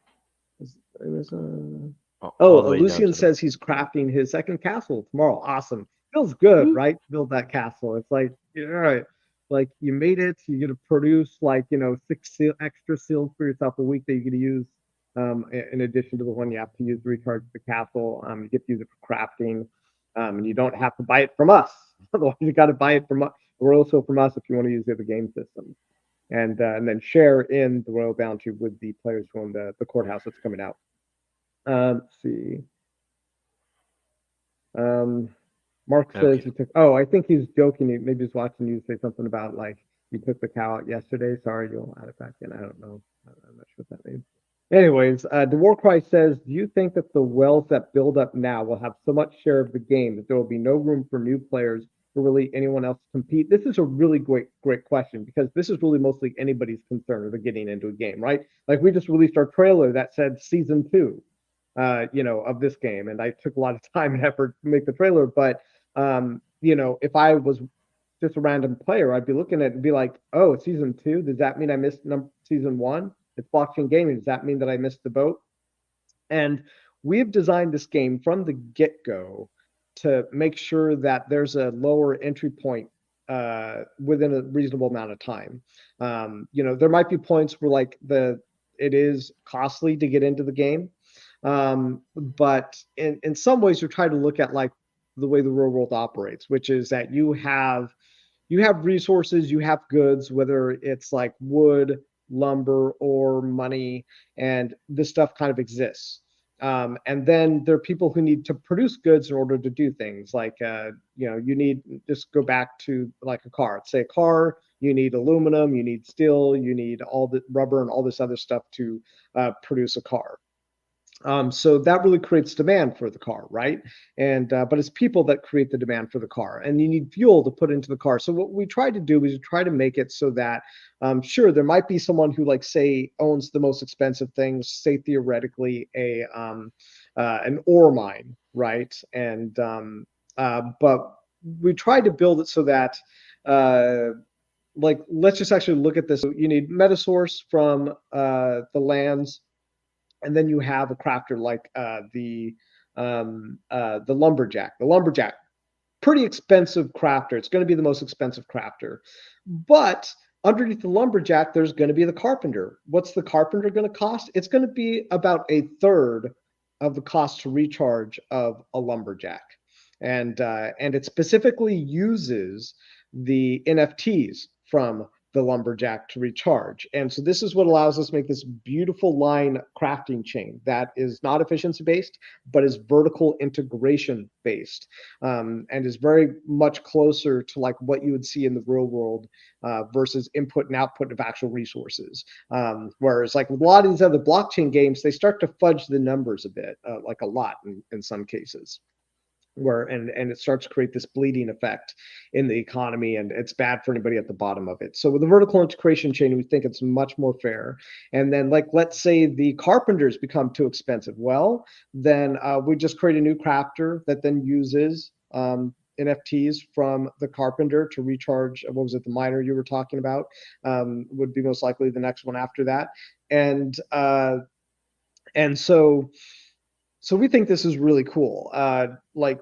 So the answer is like, what we want to do is that whatever, the newest game system is, we actually want to kind of be consistently reducing the cost to get in, because the cost to be at the top is way more expensive, and it's really how it's designed. So if you're in here now and you're building, and you're building the most scarcity based assets in the ecosystem right now, and eventually someone else comes in, they build like a lumberjack, and so in terms of the scarcity, you're here, and like the, you know, the sense of the economic role or the economic value in the ecosystem.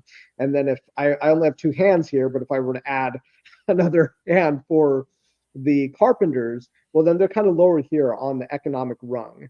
And again, it's a vertical integration chain, not efficiency chain, which, and efficient, everybody's so used and been screwed by the efficiency chains. Let's just put that out there. When you try to, because they end up being these like big Ponzi chains. We're not, you know, we're trying to build it so it's a vertical integration chain. It's just, it's much more what you'd see in physical reality, whereas, you know, you put in ore to get some metal, and then someone, you know, and then use the metal to go produce a car. Someone buys the car, and then someone else has fuel to put into the car. Like, these are all beautiful parts of an ecosystem because they exist in a hard physical world where they're physical assets. And that is what we've tried to build. And I think that the more the game grows, the more people will start to understand how all that stuff works. And as they start to use it, and they're like, oh, okay, so I need this to do that, and I need this to do that. It'll make way more sense to people, and they'll be relieved, they'll be refreshed to be out of like the Ponzi hell that has been blockchain gaming. That's how I feel about it. That's my you know, that's my dissertation, guys. So I would add thanks, Locked. I would just add, we do also have some, there are some ways to reduce the impact of whales on an economy. And one of them is we talked about potentially putting in the claim limit so that somebody can't like go away for a long time and then come in and dump on the economy. But our crafters and barons partially help with that too. The fact that you do have to log in once a day. So that already is built in with those. But there are other ways that we can address that if we need to. If we feel like it would really help the game to have castles be better distributed among the players, there are some incentives that we could offer that might make whales more willing to sell them later. And obviously, we're not going to make it so that there's like pressure to sell them in such a way that like they lose money on them. Not something like that, but just we can potentially throw out incentives. If you can distribute them around, and obviously they'll get their fair payment price, what they do. But there are ways that we can combat that that are not. That don't harm the whales, but would rather just distribute assets a little bit. But that's just something that we will get there if we have to. I don't think, because of the way we've designed the game with the vertical integration and things like that, I don't think we're going to have to do that. And obviously, it will entirely be optional.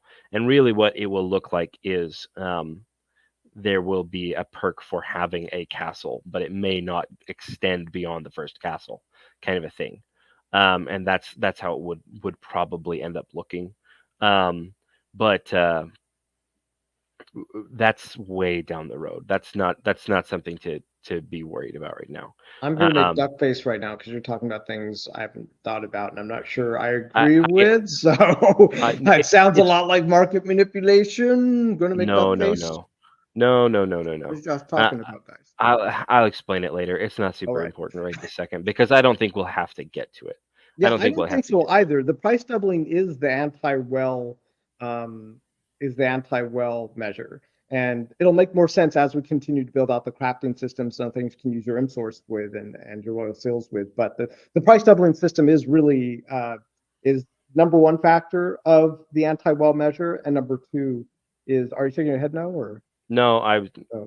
Carry on. I'll say it in a second. And number two is the economy we're building, the crafter economy, the what you can do with your crafted goods. That is also together. Those are the anti-well measure. And but I think, as we continue to play the game, people see the economy in motion and they can actually see the machine moving. It'll make more sense rather than us trying to like feed the model into your head and try to visualize it. I think some people have been able to really visualize how it works, and they're the ones who are like, I'm hyped. But not everybody's able to visualize it quite so readily, or at least right now. But as we start to build the systems out, you'll be able to start to see the wheels turning. You'll be like, oh, I see what they did there. I see what they're doing. So really quick, for Lucian, opposite takeaway. The more castles you can make now, while they're easier to make, the better. Absolutely. Like, Yeah, don't tell people about the yeah, castle. You're not definitely, going to get voted into the castle. definitely, Duck face. yeah. Definitely the opposite take. The more castles that you can get in the short Yes, term, the better, for in the sure. short term. They will be much more scarce later. If you say, for instance, someone else suggested the other day that maybe because of the high premium from going from 3 cities to a castle, that maybe if you wanted to just maximize M source only, maybe you should stop at cities and just hold a whole ton of cities.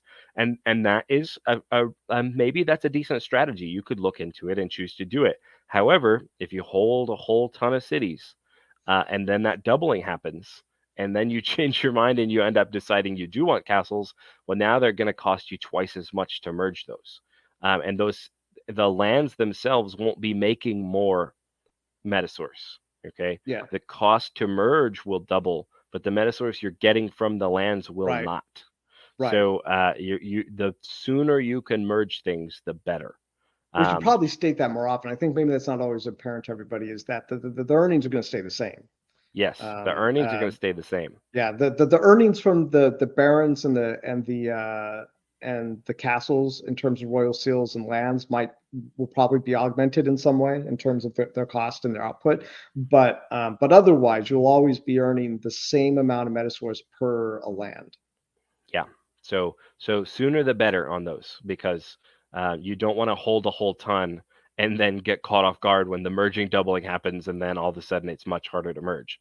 You don't want that to happen. So now is definitely the time to merge everything. Yeah, and just so I just want to address something really quick. Or anybody who's like, because I feel like you had added a question. People are like, wait, like I wanted to build as many castles as I can, but now you're saying maybe I shouldn't. I just want to address that I put myself in your guys' shoes, and I'm building as many castles as I can right now. That's what I want. I think that's what you guys want, and so I don't have any plans of taking the current bonuses existing under my to go away. So No. I just wanted to deal with that, to put that out there, because I'd be like, what? Like, should I not build more castles? Like, no. I want you guys to build as many castles as possible, and I'm building as many castles as possible. And I mean, we have not at all discussed any kind of like rug pull of like taking away castle benefits. So just want to put that out there. So I think I did a really bad job of explaining is ultimately what it is, because you guys are taking the like polar opposite of what I meant. So just ultimately, oh, savage. Okay, yeah, we should mention that. Ultimately, more castles now better. Like, let's make it as clear as humanly possible. Make your castles now. That's what you're supposed to be doing. That's the right choice. Now, obviously, if you choose to have a different strategy, as far as like we talked a minute ago, I talked about if you wanted to stack cities instead, of course, you do whatever you want to do. You do whatever you want to do. They're your assets, of course. But we believe, and we're trying to steer the game towards the idea that right now what you should be doing is making as many castles as possible. And if anything comes up later, it will never undermine what we have already created. Okay, we're not gonna undermine anything. So don't worry about that. There's no plans to undermine any of those systems. If and anything that we introduce later, we will always give everyone plenty of heads up for new systems that are coming online. A bunch of different people were talking about that, wanting to know changes with crafter costs and etc. We will always give you guys at minimum a week or multiple weeks of heads up whenever anything is going to be changed from the white paper. like for instance with the lumberjack, the cost of crafting them or the cost of recharging them, we're pretty confident at this point that those are the exact costs. But if they had to be updated, we would give you plenty of heads up time when that happens. So don't worry about anything crazy happening. I love this question right Next here. question. Oh yeah, I'm not doing a great job of updating that.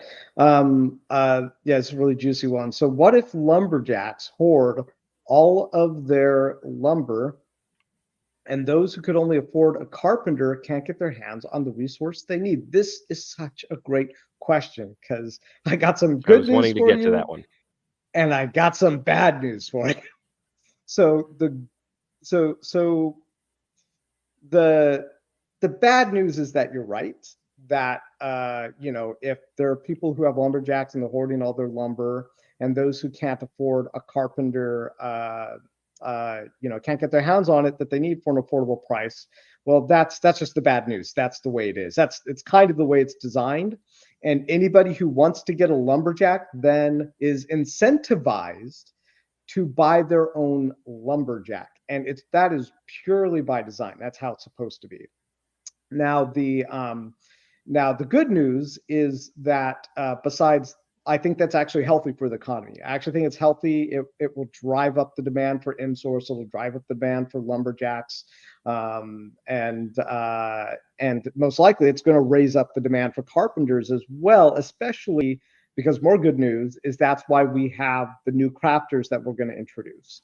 Like the next tier under that, if they're also expensive and you can't get these things, well then you'll be able to get the next crafter, which will then bring down the cost of that crafting. And it's still going to kind of like keep moving in this way that the people who can afford it, or at least were early enough and have their assets, were able to vertically integrate. But that is actually purely by design. Like, that's how it's supposed to work. And I don't think there's going to be a problem with it. I'm expecting good things from how, I think people who play this game will see that system work out the way that they wanted it to. Mm-hmm. Do you have anything to say about that? No, that's the way it's supposed to work.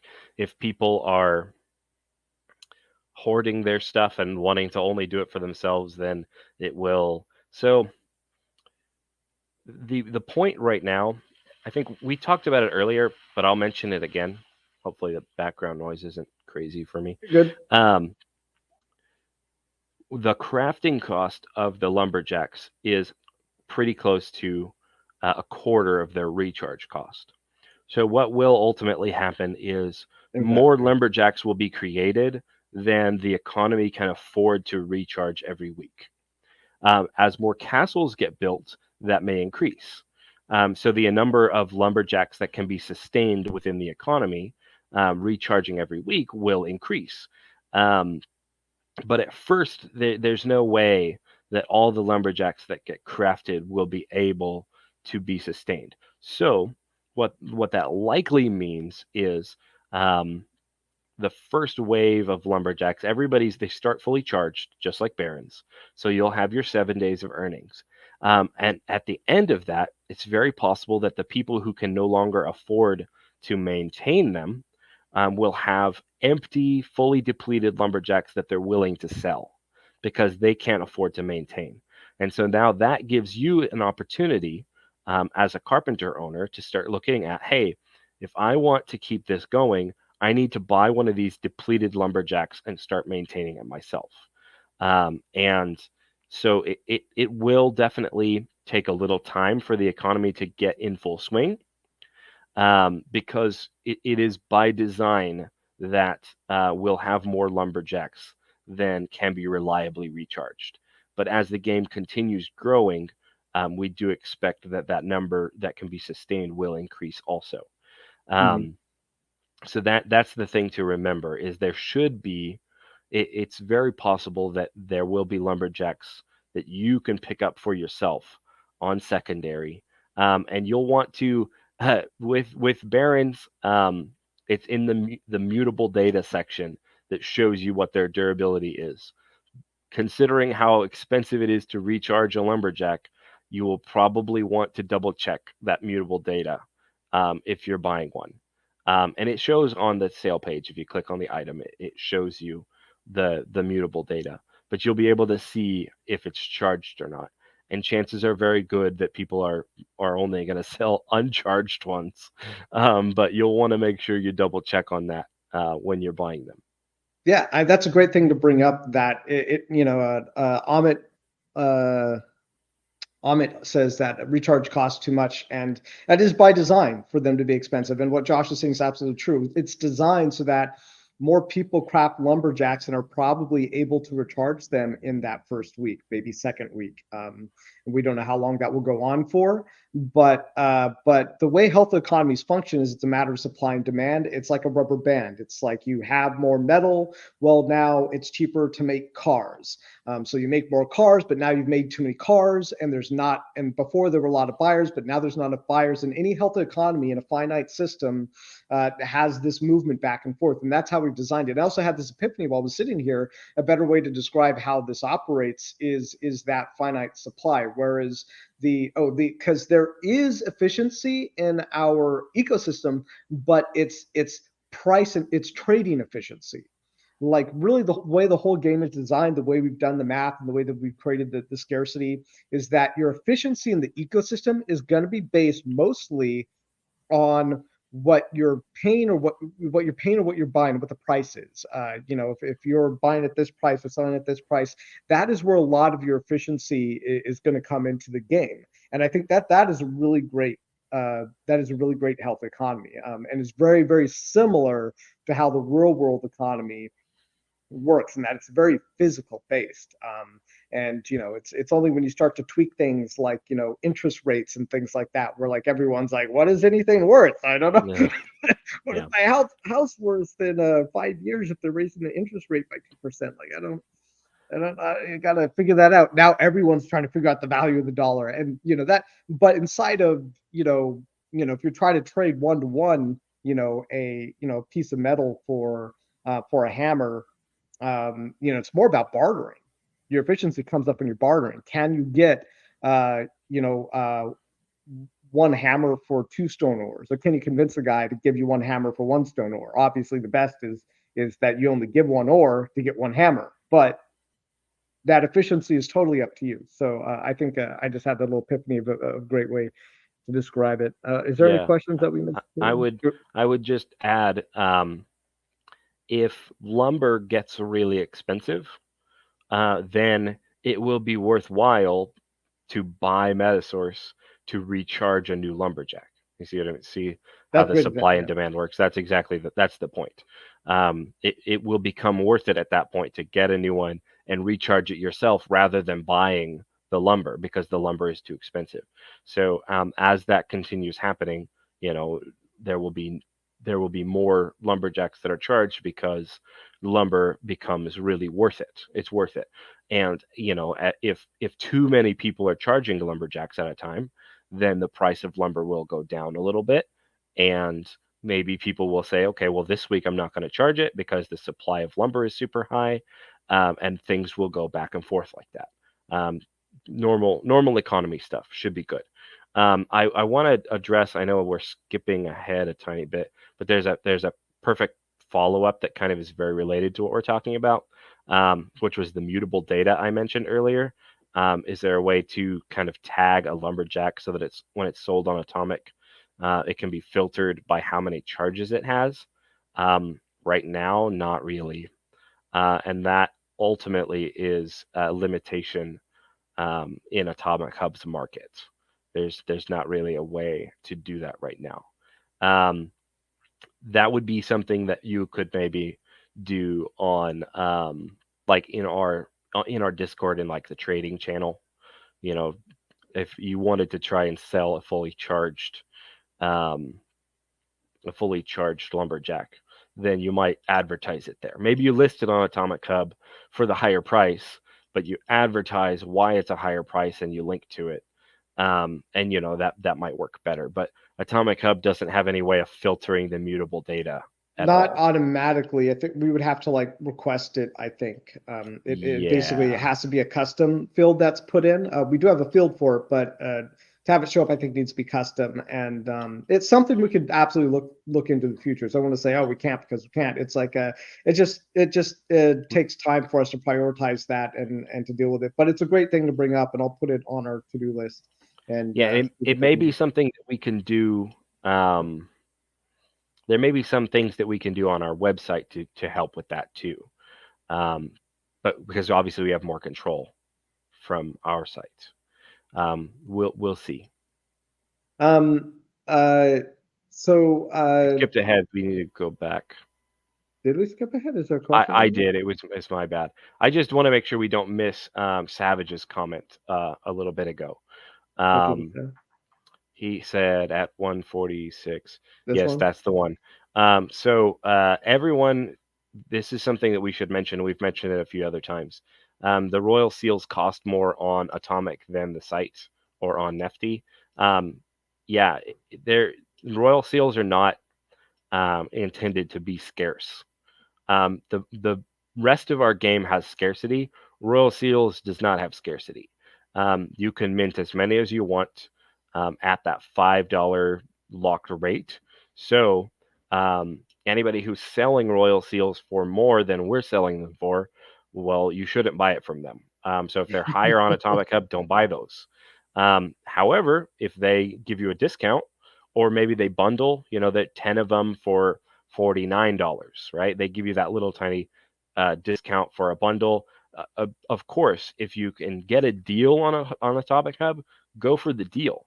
But yes, it should Yeah, be mentioned. There's no reason to buy them overpriced on Atomic Hub because they're mint on demand forever for that $5 price. yeah. We want gamers to have the flexibility to sell those if they want. That's totally by design. You earn a Royal Seal NFT from your castle. That is yours. You can do whatever you want with it. You can sell it. You can trade it. You can craft with it. Purely by design. That is how it works. That we want you to do what you feel like with that. And likewise, if people want to buy them at whatever price. Yeah, we would suggest buying it overpriced. You can get it from us for $5, and then that'll get split with everybody else's royal bounty. So something we haven't talked about in the stream yet is the value of sharing this game socially. Like, guys, if you like this game, share it with your friends. If you own a Wonder Bounty, you'll benefit. I think that's one of the greatest social aspects of this game, and I think it can't be understated. There was a question here that I wanted to jump on.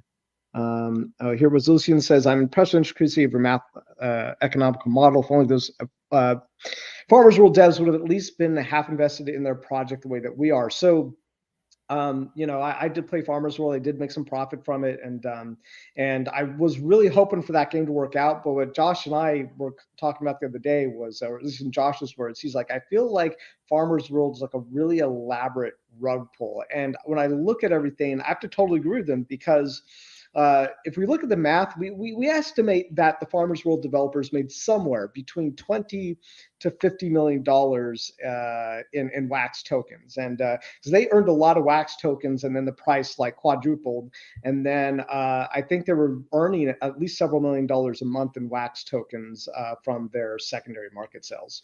So, or from those fees, from the marketplace fees, and so my whole thing is like, where's all that money into development? Like you guys have seen us grow exceptionally fast with a very capable team from Apex NFT, and Farmers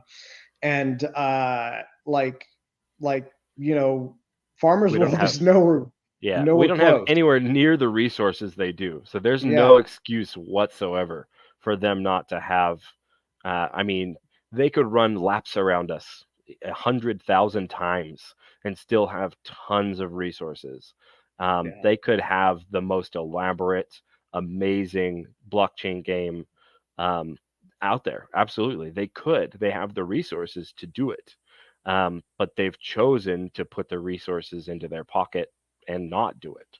So, you're right that they're not very invested in their own project. Maybe they were for a while, and then they got wealthy and said, we're good now. We don't need to mess with it. Um, And I but I think mean, that last update they made was just like a total like, we didn't rug pull you, he. Was the last one was like rug pull, was a update or not? It's like, and it's just like written by like a 12-year-old, bad spelling. I was just looking at that update, and then someone else in my chat said they got like felt like a gut punch or kick to the stomach or something. Saw it, and I was too. I was like, well, you're our competitor, so I guess maybe it's good for us. I mean, they brought in a lot of users onto Wax, definitely benefit to us, but I think it's become obvious to everybody who plays that game that they don't care anymore, and anybody who doesn't believe that, I think, is probably in denial. It was the most ridiculous thing to see this game blow up and then die hard, or the way that it is. it Maybe doesn't need they'll. to die. I mean, it doesn't need to. They have the resources to fix any of the problems that they made in their economic model. I mean, they could hire an economist from Harvard or Yale or something to make the perfect economic model. They can absolutely afford to do it. They're choosing not to. They could try. It's Yeah, it's an I have. ugh. If It I can makes me say something upset for else in here. their players. It makes me upset for their players Yeah, because I was in their Discord the other day and I was talking to them, and they're like, anyone who says anything contrary to the farmers world devs are sent from heaven and they're going to save us someday. If you say anything contrary to that opinion, you get kicked out of the Discord. And it's crazy how a ton of people in there are just like, oh, it's a good thing, it's a good thing, good things will still be coming. And it's like, they're fooling you guys. It makes me upset for them because the game has cool potential. It does. And there's room on the blockchain for multiple good games. But they are definitely helping us out by being the way that they're being. Yeah. My feeling, because you were saying they could just hire economists, and I just wanted to say the reason that I know that we're going to be number one in blockchain gaming is just for our passion. I just think we're way more passionate about what we're doing, and I look at our economic system and I'm like, it wasn't easy to build this. It wasn't, the way that we built our economy wasn't easy. Like, I had to I had to make and also lose a lot of money in these blockchain games to figure out a way to build this economy, because it didn't just come automatically. If you go back, and I don't know if somewhere there's our old white paper for the Metasource cards, it was about as simple and as like farmers world-esque as you could possibly get. It was basically, one of these blockchain gaming systems that the way it was written wasn't going to work. But we wrote it a year and like 3 months ago. I wrote that like a year and 3 months, or more than that, a year and 4 months ago, because it was in December. And at the time, we didn't know that didn't work. But what I started to realize over the last year of blockchain gaming was that I'm not going to reiterate all the things that do and don't work, but I started to realize that that it wouldn't. So this last year and 3 months has been about figuring that out, like what works and what doesn't. Like, I think even an economist from Yale wouldn't be able to figure it out, not without like locking himself in a room with a bunch of other smart video gamers or something. Like, it would take like a big brain, what do you call it? A brainstorm. Think tank, yes. It would take like a big think tank and a very qualified think tank to even come up with that. You wouldn't be able to depend just on one or two people. But the two of us, we know we've wanted this for a very long time, and we spent the last year and a month looking at what worked and what didn't work with these blockchain games that were already operating. And I think that is very valuable, and that's going to make us number one, because I believe in what we've built, and I believe that it's going to go. As we continue to put in the sweat equity to do the marketing and let people know about this game, that the economics are going to work in the way that we promised ourselves. So I just wanted to say that is why we're going to be number one. And John just brought up a really great comment. He says, I'm worried about newer players getting burned when they buy a lumberjack and not realize that it has no charges. To be 100% transparent with you, I actually have not thought about that. Maybe Josh has. It is, it's just kind of one of my blind spots. So the way that Farmers World did it was that you have to deposit your stuff into a back-end system, and then they won't let you take it out until it's been recharged. Now, since our NFTs don't use a back-end system, we're not able to do that. We actually originally had a system where you could not sell our crafters like the Barons or the Castles unless they were fully recharged.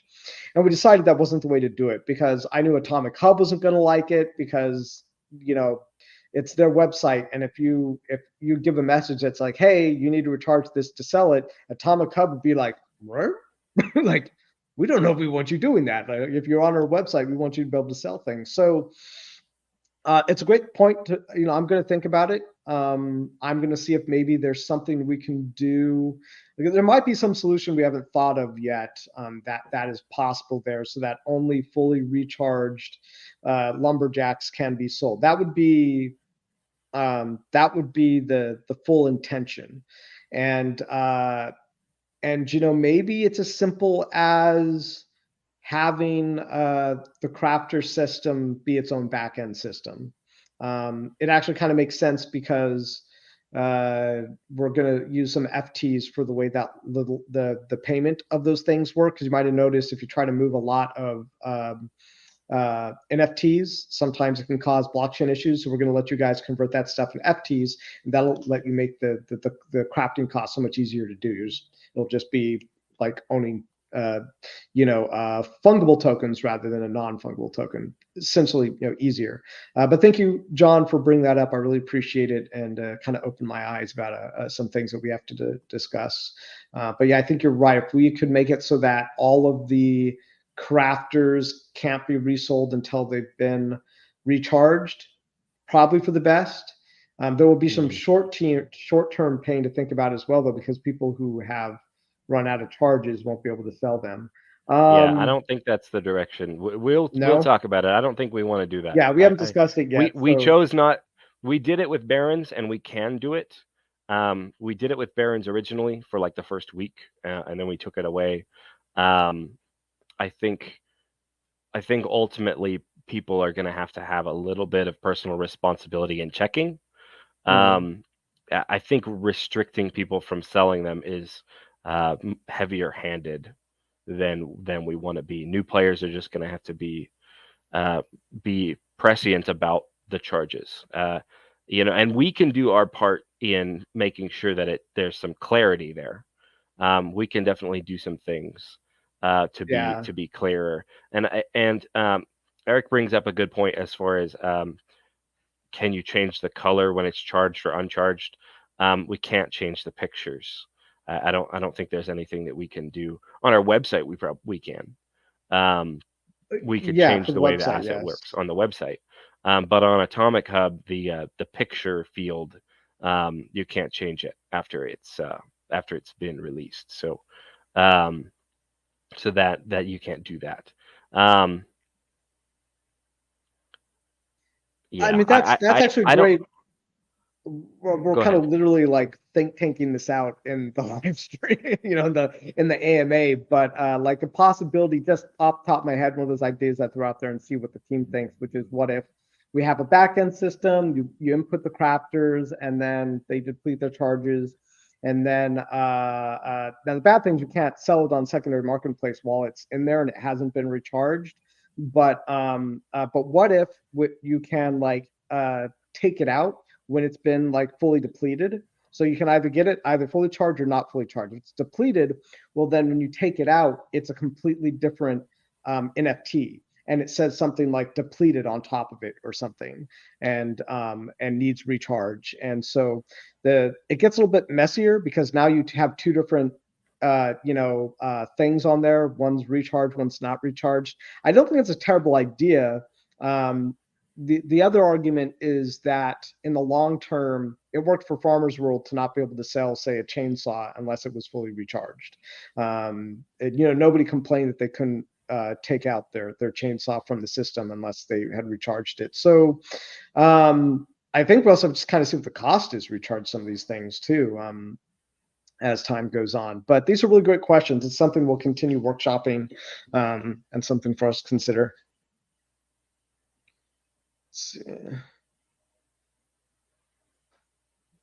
Yeah, we mentioned that one.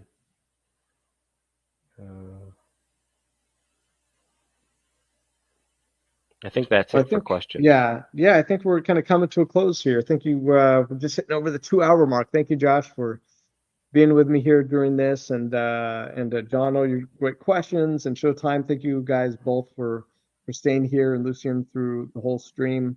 You guys are super awesome, and we make this game for you, and hope you guys are having a lot of fun with it, as we are. If you have any other questions that have not been answered in this, go to our Discord.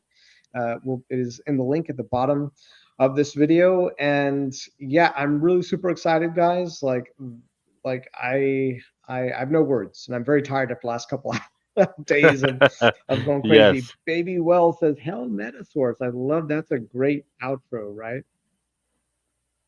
Absolutely. Outro.